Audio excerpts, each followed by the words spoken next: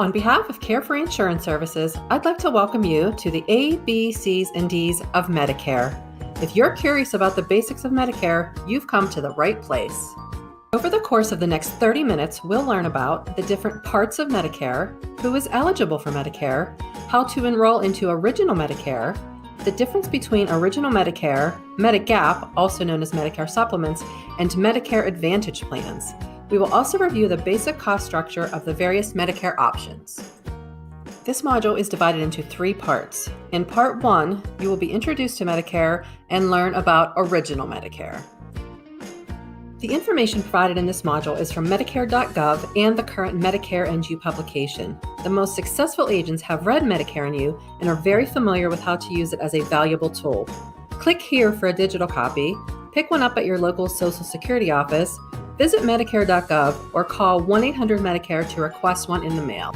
Let's start at the very beginning with the question, what is Medicare? Medicare is the federal health insurance program for people who are 65 or older, certain younger people with disabilities, people diagnosed with ALS, Lou Gehrig's disease, people with end-stage renal disease, also called ESRD, which is a permanent kidney failure requiring dialysis or a transplant. Medicare is structured differently than most insurance plans that people are familiar with. Medicare is unique in that it separates covered services into parts A, B, C, and D. Let's take a look at those individually. The different parts of Medicare help cover specific services. We're going to start by talking about Medicare Parts A and B, which is Original Medicare. This coverage is administered and managed by the federal government. Medicare Part A, hospital insurance, covers inpatient hospital stays, care in a skilled nursing facility, hospice care, and some home health care.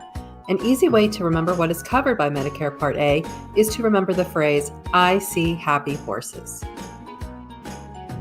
Person to qualify for Part A without paying a monthly premium, they must be at least 65 years of age and have worked or been married for 10 years to someone who had worked for 10 years or 40 quarters, or been diagnosed with end-stage renal disease, ESRD, or ALS, Lou Gehrig's disease, or have been disabled and on Social Security for at least 2 years.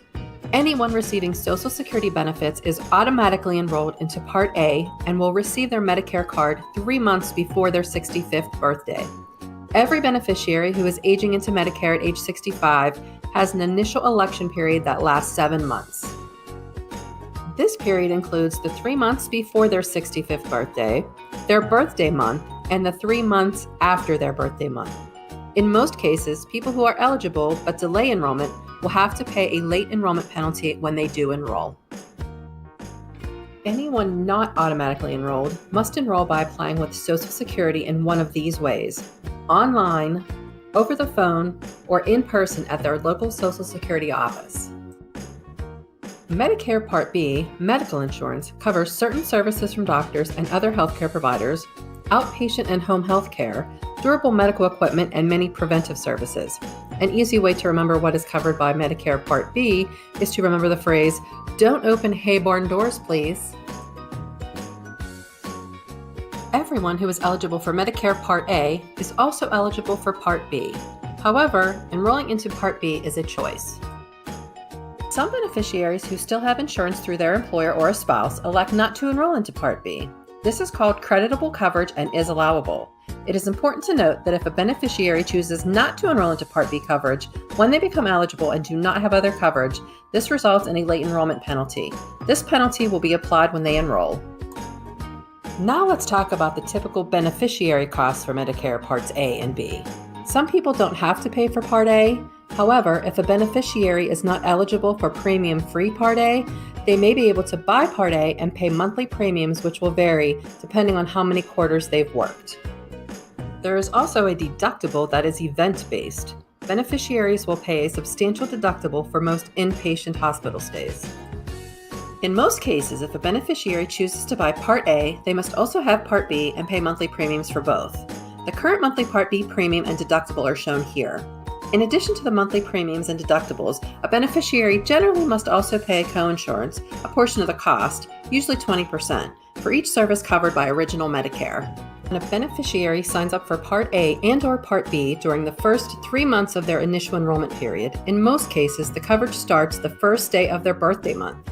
However, if their birthday is on the first day of the month, coverage will start on the first day of the prior month. If enrolling in Part A and/or B, the month they turn 65 or during the last 3 months of their initial enrollment period, the start date for Medicare coverage will be delayed. Beneficiaries using Original Medicare must carry and use their red, white, and blue Medicare card. New Medicare cards started being mailed out in April 2018, and every Medicare beneficiary should have their new card by April 2019. The new Medicare card will no longer include a beneficiary's Social Security number and signature for everyone to see. Instead, the new card will come with a unique personal Medicare number, also called a Medicare Beneficiary Identifier or MBI. This was done to protect beneficiaries' private health information and help prevent Medicare fraud. So far, we've learned that Original Medicare consists of Parts A, hospital insurance, and Part B, medical insurance. So what's missing? Prescription drug coverage. This is where Medicare Part D comes in. Part D, prescription drug coverage, are optional prescription drug plans, PDPs, governed by the federal government but administered only by private carriers, not the federal government. PDPs can be paired with other Medicare products.